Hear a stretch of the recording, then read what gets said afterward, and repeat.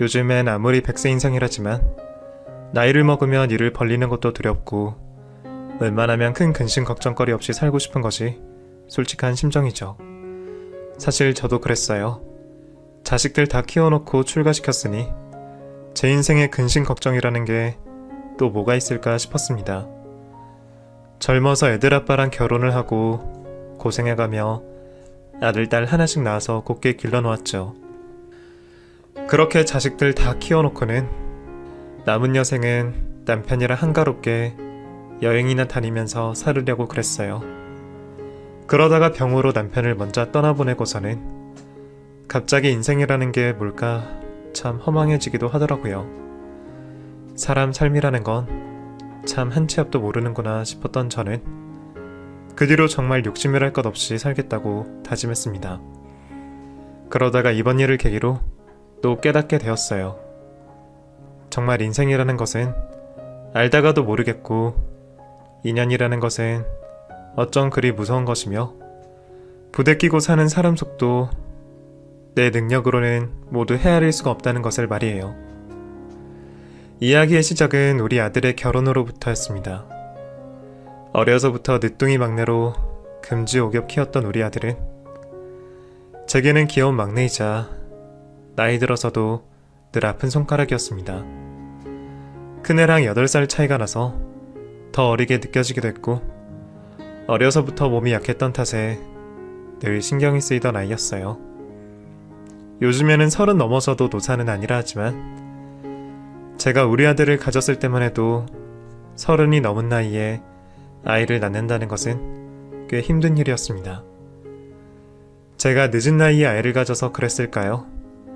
아니면 그 나이에 설마 임신을 했겠냐며 제 몸을 신경 쓰지 못해서였을까요? 우리 막내는 미숙아로 태어나 낳자마자 인큐베이터에서 몇 달을 살아야 했습니다. 태어나서 엄마 품에 한 번 안겨보지도 못했던 아들이 저는 늘 그렇게 마음이 쓰였어요. 그렇게 작게 태어나서 그런지 씩씩하고 건강한 큰딸과 달리 우리 아들은 철마다 감기에 천식에 온갖 잔병을 다 달고 살았습니다. 그 어린애가 쌕쌕거리며 기침을 할 때면 늘 제 속이 타들어 가는 것 같았어요.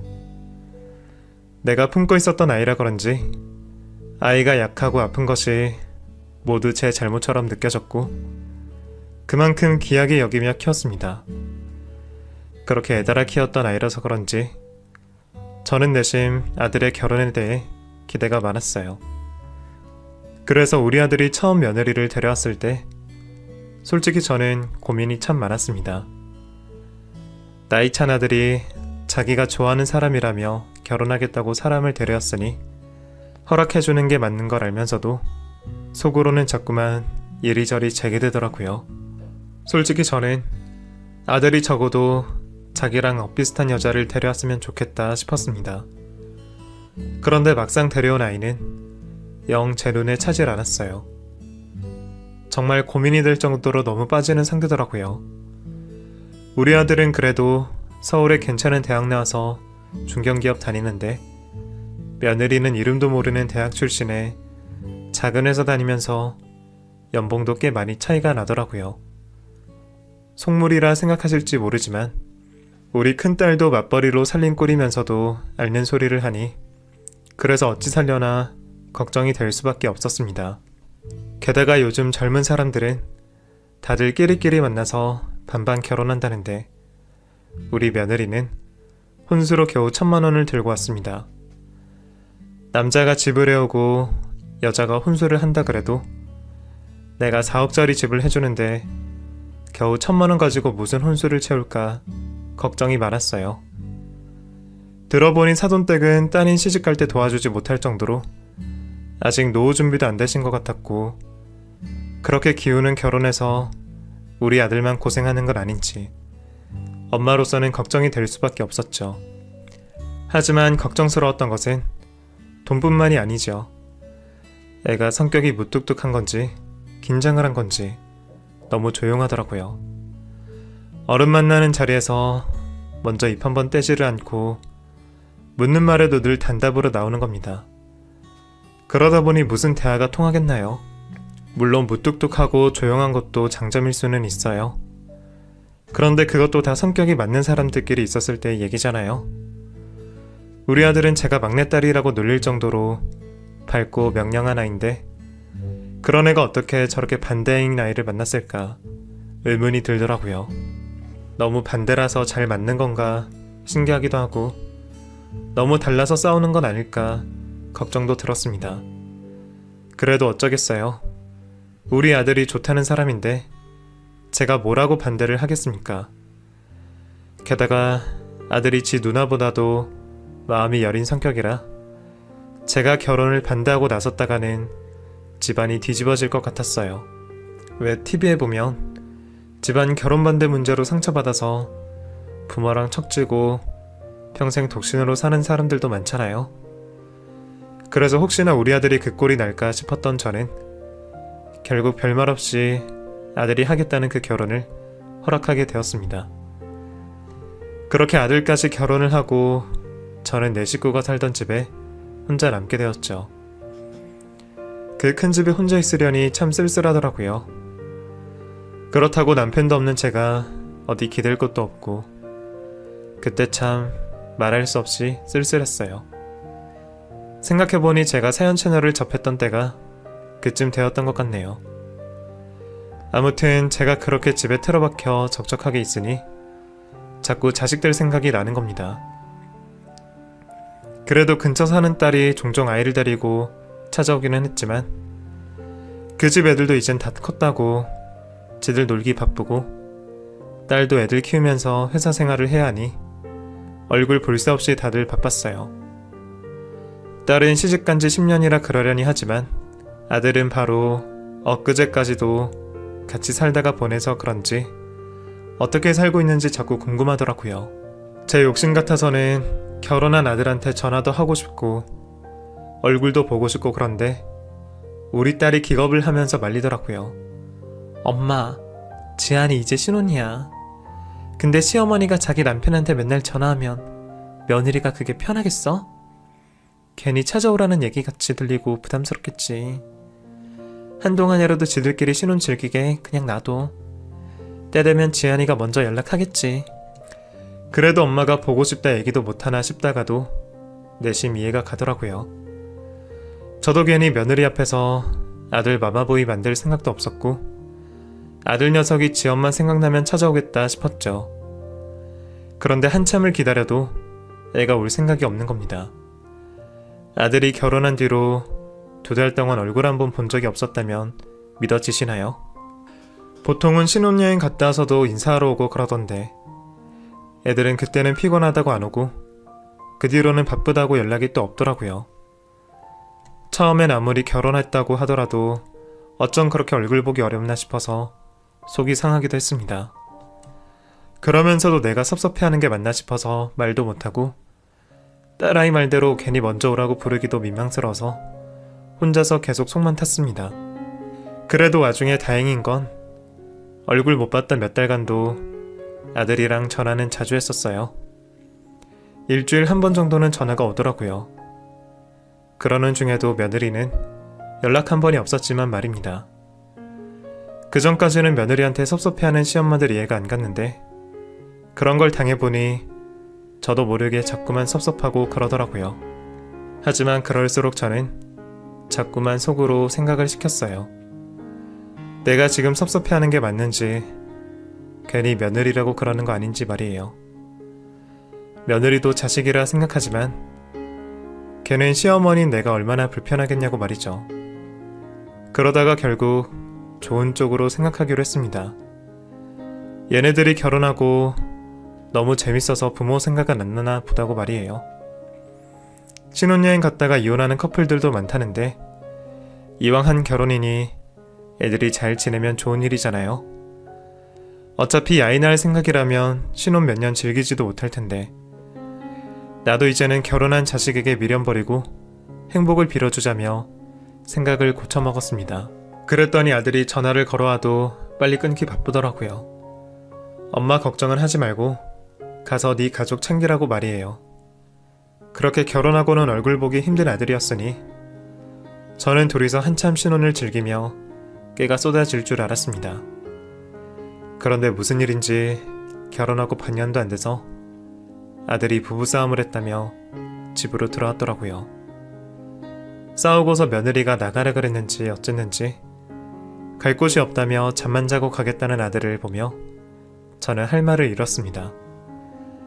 아들이 보고 싶기는 했지만 이런 식으로 보겠다는 소리는 아니었는데 말이에요. 지도 속상한지 엄마한테 뭐라 말도 못하는데 오죽하면 우리 집으로 왔을까 싶어서 속이 참 상하더라고요. 지들 알아서 잘 살면 그만이지 싶어서 며느리가 연락 없고 찾아오지도 않고 심지어는 명절날도 얼굴만 쓱 비치고 가더라도 별말을 안 했었습니다. 그런데 싸웠다고 집으로 온 꼴을 보니 속이 상하더라고요. 속상한 일은 한 번이 아니었어요. 아들은 그 뒤로도 몇 번이나 우리 집에 와서 자고 갔었고 한 번은 며칠이나 집에 들어가지 않은 적도 있었습니다. 지안아, 대체 무슨 일이야? 무슨 일로 얼마나 싸웠길래 집에도 안 들어가고 여기서 자겠다고 그래? 별거 아니에요. 그냥 답답해서 잠시 있다가 가려고. 걱정시켜서 죄송해요. 심각한 일이야? 신혼 초에는 원래 많이 싸우고 그러지만 그래도 집을 나오면 어떻게 하니? 웬만하면 네가 져주고 그래. 원래 부부 사이는 남편이 지고 들어가야 여자도 기분이 풀리고 그러는 거지. 지금은 저도 그 사람이랑 얘기를 하기 싫어서요. 제가 알아서 할 테니까 엄마는 신경 쓰지 마세요. 대체 뭐 때문에 싸웠냐고 아무리 물어도 부부 사이 일이니 알아서 하겠다며 말을 안 하는 아들에게 제가 뭐라도 캐물을 수가 없었어요. 답답한 마음에 며느리를 붙잡고서라도 물어보고 싶었지만 연락도 안 하는 며느리에게 차마 먼저 물어볼 용기가 나질 않았습니다. 아들도 시시하는데 괜히 시어머니가 나섰다가 일이 더 커져서 애들이 나 때문에 이혼이라도 하게 되면 어쩌나 그 걱정이 앞서기도 했습니다. 저는 그냥 가만히 있는 게 도와주는 거다 싶어서 입 다물고 있었고 그러다 기어이 일이 터졌네요. 아들이 몇 번을 집을 나와 지낸 후 한동안 오지 않기에 싸우던 일도 정리가 되었다 생각했습니다. 신혼에 흔히 있는 기싸움이었을 거라 생각을 했죠. 그런데 어느 날 아들이 결국 이혼을 하겠다며 잔뜩 화가 나서 트렁크에 아주 짐을 싸가지고 왔더라고요. 정말 작정을 했는지 짐을 싸가지고 온 것을 보고는 저도 무척이나 당황스러웠습니다. 그제서야 예사일이 아니구나 싶었어요. 그리고 저는 뒤늦게서야 그동안 무슨 일이 있었는지 들을 수 있었죠. 알고 보니 며느리가 무슨 사이비 종교에 빠졌던 모양입니다. 연애 때는 꽁꽁 숨긴 탓에 믿는 종교가 있는 줄도 몰랐다네요. 그런데 결혼 후 돌연 제 아들에게까지 전도를 하고 같이 종교활동을 하자며 꼬드겼답니다. 교회라 그러길래 한번 따라가 봤더니 겉에만 교회지 진짜 교회도 아니고 무슨 진리에? 아무튼 이름도 이상하고 교주라는 사람도 너무 어린 거야. 뭐 하는 데냐, 이상한 곳 아니냐 물어봐도 끝까지 이상한 거 아니라고 우기더라고. 나는 장인어른이 사정이 나빠지셔서 결혼할 돈이 없는 줄 알았어. 자기 아버지 자존심 상할 테니 앞에서 티내지 말라기에 나도 아무 말 안 하고 그냥 1,000만 원에 내 돈 채워서 혼수하기로 했어. 근데 알고 봤더니 처갓집에서는 몇 천을 더 해주셨더라고. 그것도 나중에서야 알았어. 여태 거기에 돈 몇 천 가져다 주고는 그걸로도 모자랐는지 이제는 아주 일을 그만두고 거기 나가서 봉사를 하겠다는 거야. 뭐 전도사가 되겠다나? 완전히 정신이 나간 거지. 종교 때문에 억지 부리는 며느리와 말리는 아들 사이에 싸움이 났고 자기 처를 설득하지 못했던 아들은 기어이 이혼을 결심했습니다. 저는 대체 이게 무슨 일인지 정리가 되질 않더라고요. 이상한 종교도 그렇고 이런 방법 없이 속여온 며느리도 너무 무서웠습니다. 아들은 결단을 내렸는지 결국 집으로 돌아가지도 않고 한동안 저희 집에서 지내며 이혼 준비를 시작했습니다. 며느리랑 얘기가 잘 안 풀리는지 소송을 하니마니 하면서 변호사도 알아보고 다니고 이래저래 바빴어요. 그런데 한 달 가까이 그렇게 따로 지내며 이혼을 준비하던 아들이 돌연 마음을 바꿔 다시 잘 살아보겠다고 하는 게 아니겠어요? 엄마, 나 이혼 포기해야 할 것 같아. 그게 무슨 소리야? 보경이가 마음 바꿨대? 정신 차리겠다니? 그것도 그런데 보경이 임신했대. 벌써 안정기도 지났대. 싸우고 정신없어서 임신한 줄도 모르고 있었나봐. 하필 이혼을 앞두고 있을 때 임신 소식이 들려왔다니 그걸 좋아해야 할지 말아야 할지 모르겠더라고요. 아니 이걸 좋아해야 하니? 그럼 보경이 이제 괜찮은 거 맞아? 자기 말로는 임신 소식 듣고 정신이 들었다는데 나도 일단 가서 얘기해보려고. 이혼하더라도 아이 문제는 해결해야 하니까 나 우선 집으로 들어갈 테니까 엄마도 너무 걱정하지 마세요. 죄송해요. 아들도 일이 그렇게 된 것이 당황스러운지 한참을 고민하는 눈치였어요. 이혼 서류를 준비하던 아들은 결국 며느리의 임신 소식으로 다시 집으로 돌아갔고 다시 잘 살아보기로 결정을 했습니다. 이혼을 고민할 만큼 심각한 상황인 줄 알았더니 그래도 며느리가 임신을 해보니 정신이 들었던 모양입니다. 이제 와서 생각해보니 아들 말대로 이상한 교회 갔다며 다시는 그곳에 발을 들이지 않겠다고 약속을 했답니다. 그리고 앞으로는 아이를 위해 열심히 살겠다고 아들과 다짐을 했다네요. 결국 종교 때문에 이혼하려던 거였으니 쉽게 해결되어 참 다행이었어요. 저는 좋은 게 좋은 거라고 아들에게 다시 마음 잡고 잘 살아보라 얘기를 해주었죠. 사람은 원래 실수를 하는 거야. 잘못된 종교에 빠지는 것도 그게 어디 그 사람 잘못이겠니? 마음 약한 사람 파고드는 나쁜 사람들이 잘못이지. 내가 보니 보경이가 너처럼 마음이 약한 아이라서 잘 휘둘리는 것 같은데 이제 아이도 생겼으니 네가 네 처 잘 챙기고 둘이서 아이만 보고 다시 잘 살아봐. 자기도 엄마라면 아이 생각해서 더는 실수하지 않겠지. 그렇게 며느리가 임신을 하고 아들네에는 다시 평화를 찾았습니다. 그동안 나한테 연락도 없고 그랬던 것도 다 종교 때문이었는지 며느리는 임신한 뒤로는 저희 집에도 혼자 찾아오고 저와 가까이 지내려 노력을 하더라고요. 그렇게 며느리는 몇 달 뒤 예쁜 딸을 낳았습니다. 며느리는 안 쓰던 도움을 받아 몸조리를 했고 몇 달간 육아휴직을 가졌습니다. 근데 그것도 길지가 않아서 몇 달 뒤에는 다시 일을 나가야 한다 하더라고요. 전에는 퇴사하고 전도사를 하니 뭐니 그러더니 애가 태어난다는 얘기에 걔도 일에 욕심이 생겼던 모양인지 자기가 회사 출근하면 저보고 아이를 돌봐달라 부탁을 하더라고요. 어머니, 그동안 신경 못 써드려서 죄송했어요. 제가 뭐에 홀렸는지 정신이 나갔었나 봐요. 이제 와서 이렇게 말씀드려서 죄송하지만 저 이제는 회사 일 정말 열심히 하고 싶어요. 우리 아이 위해서도 열심히 살고 싶고 그러려면 저 빨리 복직해야 해서요.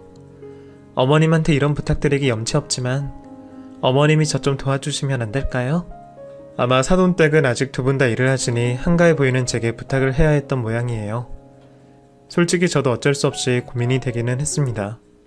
사실 그동안 애들끼리 잘 사는 줄만 알고 저는 제 인생을 찾으려고 했습니다. 내가 자립을 해야 아이들 생각도 덜하고 그게 옳은 길인 것 같더라고요. 그래서 살던 집을 팔아 작은 곳으로 이사를 가고 남는 돈으로 가게를 운영해볼까 준비를 하고 있었죠. 그러다가 아들 며느리가 이혼하니만이 일이 터졌고 일이 이렇게 되었네요. 그래도 아이 봐줄 사람이 나밖에 없고 큰애 아이들도 내가 봐줬으니 막내 애들도 제가 봐줘야죠. 아들 부부 사이에 조금이라도 도움이 되었으면 싶었던 저는 결국 며느리의 부탁을 들어주기로 했습니다. 그렇게 저는 애들 집에 왔다 갔다 다니면서 아이를 봐주게 되었고 물론 돈은 한 푼도 받지를 않았어요. 애초에 며느리가 주겠다고 하지도 않았지만 부모 자식 간에 무슨 대가를 바라나 싶었습니다. 그래도 저는 정말 성심성의껏 했습니다. 아이가 어리다 보니 거의 상주하다시피 있게 되었는데 아무리 아들 집이라지만 며느리가 있으니 불편하기도 하고 나이 들어서 애 보는 게 쉬운 일이 아니더라고요. 그래도 딸내 아들들 둘이나 돌봐주었던 경험이 있으니 손녀 하나 정도는 어렵지 않을 거라 생각했습니다.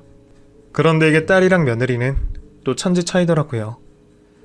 아이 관련한 대화는 항상 며느리와 나눠야 했는데 그러다 보면 서로 불만도 주고받고 기분이 상할 때도 많았어요. 아무리 처대에 젊은 엄마라 걱정이 많다고는 하지만 하루 종일 애보는 사람은 나인데도 고생한 건 하나도 몰라주고 매번 잔소리만 그렇게 하더라고요. 어머니, 분유 먹이고 남은 거는 그냥 버리시라니까요. 냉장고 두지 마시고요. 바로 버리고 씻으세요. 애가 먹으려다 만 건데 버리면 아깝지 않니? 넣어놨다가 데워서 다시 먹이면 괜찮은데 왜 그래? 한 번 입대면 균이 얼마나 많은지 아세요? 어머니가 옛날 분이셔서 조심성 없는 건 이해하지만